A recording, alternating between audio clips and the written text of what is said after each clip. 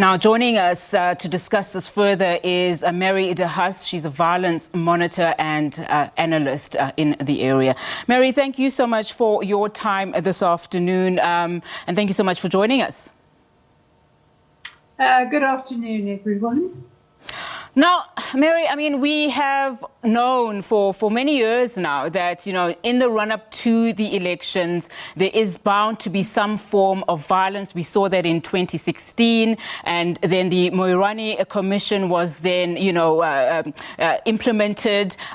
We had some, findings on that commission, yet the violence still continues. Security cluster, are they not getting a handle of this? I mean, what could be the reason behind this ongoing violence? Look, it should have, the main reason is that there's, of course, the resort to violence to solve problems, which is with all sorts of problems, including political. Too many guns, too many hitmen, not identified, but in terms of the political violence, the main problem is the culprits aren't found. Now, there's a problem with that because, if I look at the couple of dozen killings before the 2016 elections, I only know one conviction for those killings, and that conviction was done by a member of one of the provincial teams. I have a problem with the political task team. The political killings task team apparently reports directly to the minister. Now, this is not about personalities. It's about the role of a police minister who's a senior politician overseeing the work of a task team, which is completely unacceptable. And I have not seen this task team in 3 years producing any credible results from the dozens and dozens of cases I have. There's one other crucial factor, and that is that a couple of months ago, some of the print media published excerpts from a report, a crime intelligence report, showing that rogue crime intelligence agents were actually running political hit squads. And one of their victims was Siyabonga Mkhize, for whom Justice Thabiso Zulu fights. Now, that report was allegedly handed from the head of intelligence, then General Jacobs, to the political task team. And it is alleged that the minister did not do anything about it.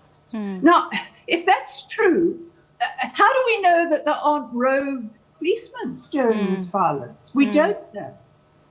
Now, of great concern, just having spoken earlier about the commission that was, established in 2016, the commission did find that 150 people were actually killed, political murders, since 2011. And the source there was the Cleveland's hostel. But we also know that, the ANC has been attributed to being the source behind these killings. I mean, even though the latest killing in KZN is a candidate for the EFF, it is quite concerning that, as you've rightfully pointed out, that the ruling party is not getting a handle on this. No, look, most of the killings of the intra-ANC, the Moirani Commission, a lot of their stuff, I provided those figures for them, and that's why I know that so few of the people have actually been brought to justice. I mean, the Cleveland's cases have been handled by very competent provincial detectives, thank goodness, and that's why they're in court. Cleveland's, of course, has historically been one of the problems, but just one of them. A lot of them are intra-ANC, not exclusively. I mean, some of the killings are within other parties. Now, with this latest killing of the EFF candidate, that suggests this might be that inter-party intolerance and killing surfacing, but we don't know, obviously.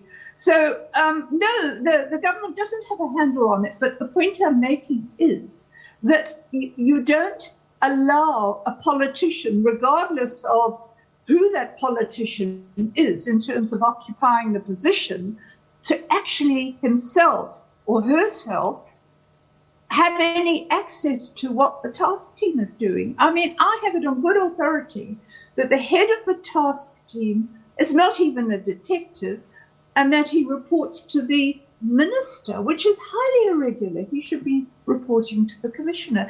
So, I mean, that is suggestive of the fact, this is interministerial, so it's suggestive of the fact that at a national level, the government, I don't know what the agenda is, that they do this instead of leaving investigations to the police. Mary, we're shortly running out of time, but perhaps as a closing question, I mean, the situation is concerning. We're 13 days before the elections. With the limitations that we see now in terms of the leadership within the SAPS, what do you think needs to be done urgently? I mean, we're hearing that perhaps military intervention is needed to, at the very least, protect citizens.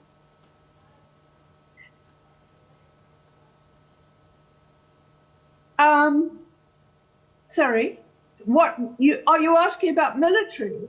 So with the run-up to the elections, 13 days to go, there have been, you know, just talks about perhaps military intervention is necessary to, at the very least, protect the citizens.